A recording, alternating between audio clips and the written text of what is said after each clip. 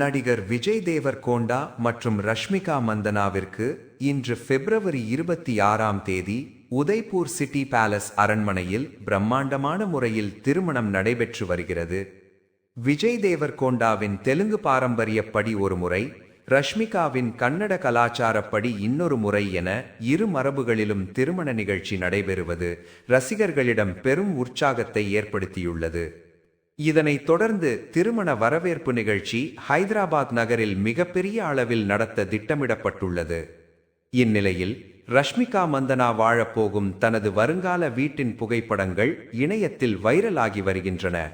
Jubilee hills மற்றும் Banjara hills பகுதியில் அமைந்துள்ள விஜய் தேவர்கோண்டாவின் இந்த நவீன வடிவமைப்பு வீடு சுமார் 15 கோடி மதிப்புடையதாக கூறப்படுகிறது.